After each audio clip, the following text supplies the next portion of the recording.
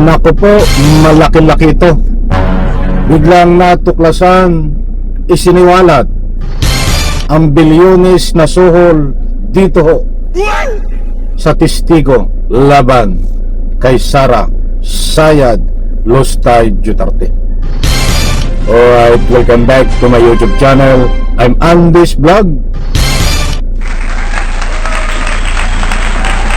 Mga kaibigan, kapapasok pa lang na napakainit at napakalaking pera na balita na suhol dito ho sa nakakulong na si Ramil Madriaga na tumestigo laban kay Sara Sayad Lostay Duterte.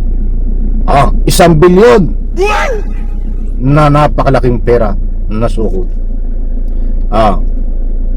I-like muna natin ang video na ito kung nagustuhan nyo po. Please subscribe my YouTube channel. Nako, matindi ho ito. Mga kaibigan, gusto ko munang kunin ng inyong panig. Diyan po sa comment section, inaanyayahan ko po kayo magbigay ng anumang public opinion. Sino ang nagsusuhol dito ho kay Ramil Madriaga na testigo laban kay Sara Duterte? Marami ang nagsasabi, shout out Sara Sayad Lostay Duterte. Shout out lang. Mga kaibigan, huwag po kayong alis, kapit. Ito't ibabahagi ko po sa inyo ang complete details tungkol dito sa napakalaking pera na suhol para tumahimik, para bumaliktad ba, o para saan pa, mga kaibigan. Hindi naman po lingid sa inyong kalaman na kinasuhan kahapon ni Sara Sayad Lostay Duterte itong testigo na si Ramil Madriaga na nakakulong. Kinasuhan ho ng perjury. Talagang matindi, no? Mayroon pang nalalaman itong pa-perjury. Talagang nataranta na. Hindi na wala mang gagawin ito ni Sara Sayad dahil ang impeachment ho ay tuloy. Titistigo si Ramil Madriaga. Kaya ito ang kanyang ginawa. Mga kaibigan, ay sandali, diretso na tayo. Ito't ibabahagi ko po sa inyo, mga mahal kung taga-subaybay. Nag-aalok daw ng hanggang isang bilyong piso para hindi tumestigo si Ramil Madriaga laban kay Vice President Sara Duterte. May banta na rin daw sa buhay ni Madriaga sa kampang Mukiwa. Nasa frontline ng balitang yan si G. Robles.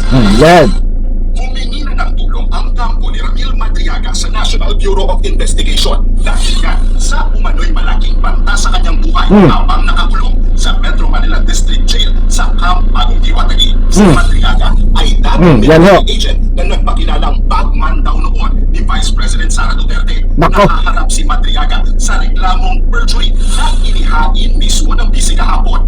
Bukod pa ito sa kasong kidnapping na kinakaharap niya kaugnay ng pagiging leader umano ng isang kidnap for ransom group. Ayon sa abogado niyang si Attorney Raymond Balat, March 3 umano nang may makaharap si Madriaga na kapwa preso na tila may masama umanong balak sa kanya. Napalagyan siya doon sa second floor ng annex to sa Delta area. Bigla siyang hinaran ng isang malaking lalaki.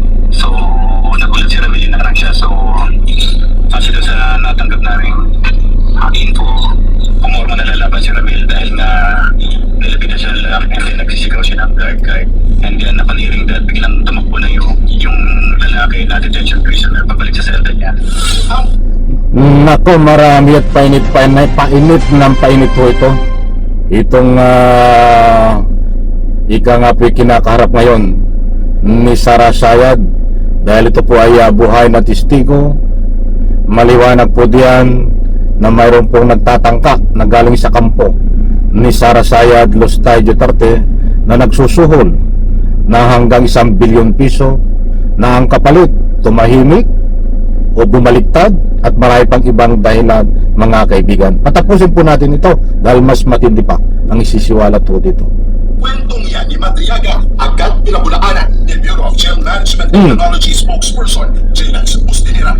Itong sinasabing incident ng March 3 ay nangyari during the 1 hour paglabas ng selda ni Madriaga, na kung saan ang ibang selda ay nakapadlock naman at ang ibang control gates ay nakapadlock.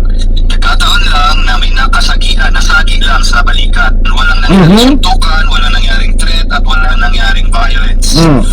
Dagdag pa ng abogado ni Madriaga, may nakuha raw na impormasyon ng kanyang kliyente mula sa loob ng kulungan na may patong na raw sa kanyang ulo. Umaabot daw yan sa kalahati hanggang 5 milyong piso. Kaya nangangamba na rin daw si Madriaga sa pwedeng gawin sa kanya ng mga kapwa preso. May mga incidents based naman sa pag-usap namin na may mga nalason ng detainee doon.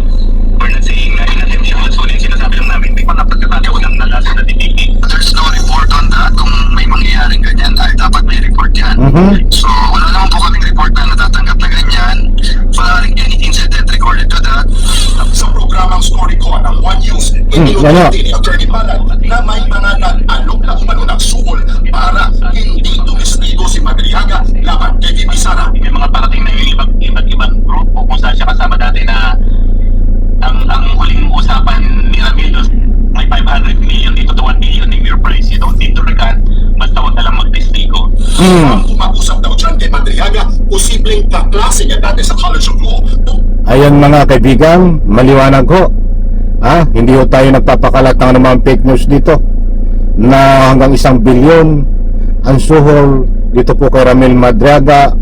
Kahit hindi bumaligtad, ay wag lang titistigo sa impeachment laban ho kay Sara Sayad Lustay Duterte. Kaya na may kapwa miyembro ng Inday Sara is My President Movement. Nagkausap daw sila sa telepono ng BJMP nitong Pebrero matapos may magbigay sa kanyang asawa ng tatawagang number. Gusto na raw sanang tanggapin ng asawa ni Madriaga ang pera, pero gusto raw ni Madriaga na ituloy ang laban. Dahil sa pinangangambahang banta sa buhay, pinag-aaralan na ng kampo ni Madriaga na maghain ng motion sa korte para ilipat siya sa kustodiya ng NBI o sa kampo na ginagawa. Ayan mga kaibigan na maliwanag. Mayroon po nga nagsuhol ng halagang 1 bilyon na galing po di umano sa kampo ni Sara Sayad Lustay Duterte para lang hindi tumistigo laban kay Sara Sayad dito po sa ginaganap na gumugulong na impeachment laban ho kay Sara Sayad. Ang maliwanag po dito, hindi po tinanggap ang 1 bilyon